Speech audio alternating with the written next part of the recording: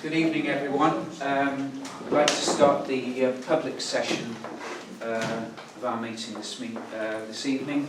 Once the public session's over, we will start our formal meeting, and during the formal meeting there's to be no interruptions to our meeting, please. This is entirely independent of you visitors here this evening.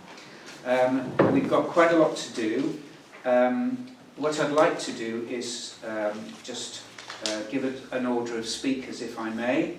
I'd be grateful if you could limit your time as best you can, be quite precise and to the point, please. Remember, we are considering planning applications in particular, and therefore we're only interested in pure planning matters, things that fall within planning legislation. So what we've got this evening is one major one, which is 0009, which is the Middle Street planning application.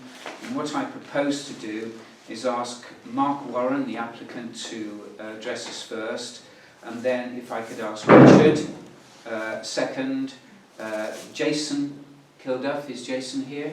Jason, hi Jason, and then Tony, and then Beverly. I hope I've got those names right, okay?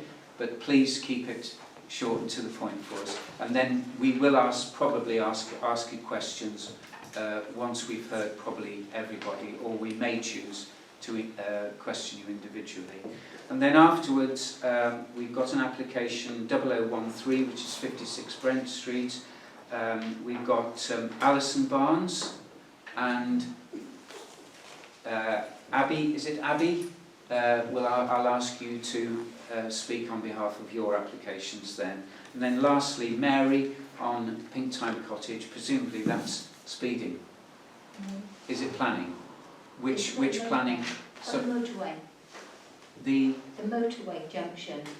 The motorway. Edith Mead. That's not one of our planning applications, so is it? No.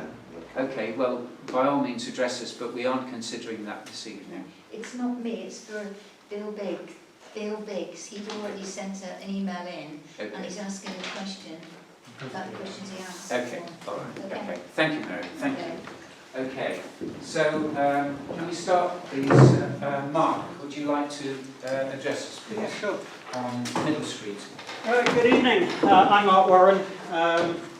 First of all, I'd like to stress from the outset this is a change of use application as detailed in the planning notice. It's not an application to create a holiday park. Jane and I have lived in Middle Street for almost 18 years, and in that time we've worked hard to improve the biodiversity both at Elmview and down at the pond, so that year on year there's been an increase in the number of types of wildlife. Excuse me, we can't hear you. Speak up a bit, sorry. 3 years ago we started to let friends use the Shepherd's Hut, and one suggested listing it on their Airbnb, and from the moment the listings went live we had bookings. At the time of lockdown, Airbnb was holding over £10,000 of booking fees. During lockdown we became part of the Airbnb key worker network. That's had a dramatic effect because post-lockdown those that stayed have carried on booking. What we're offering is a quality experience that benefits the village. If you read the reviews, the red cows supporting us, we shepherd them up to the village shop. Under the Sedgemoor situation, talking with Sedgemoor, we do have permitted development rights that we can operate a glamping site, certainly for 56 days a year, and because of the land ownership down at Field, possibly 112 days a year. We don't need planning permission to do that. We can operate literally next week. We could start doing that. The reason we've made the application is that the sculpture trail and the creations in Middle Street have proved very popular. Surprisingly so, as they're selling all around the world. And the idea that Jane had come up with was to create a sculpture trail, a walkway, a picnic site that villagers would use. I know there's a petition with 48 odd names on objecting to it. I'm advised that the pro petition is somewhere above 150 names now. It's a complex one. It was bound to cause issues. In normal circumstances, Jane and I would have spent more time talking to interested parties. However, in the last year we've had other issues to deal with, and in the last 3 months Jane hasn't been in the office. What we're creating is a carbon neutral, low-key, eco-friendly experience. it ticks all the boxes of policy D17, and I would ask you to support it. Thank you. Thank you. Are there any questions?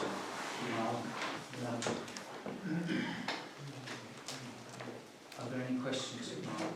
Anybody? Okay. Richard, please. Okay. I'll try and keep it as short as I can, but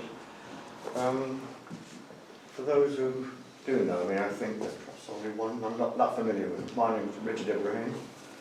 I do actually live on Middle Street, so I'm very familiar with the location.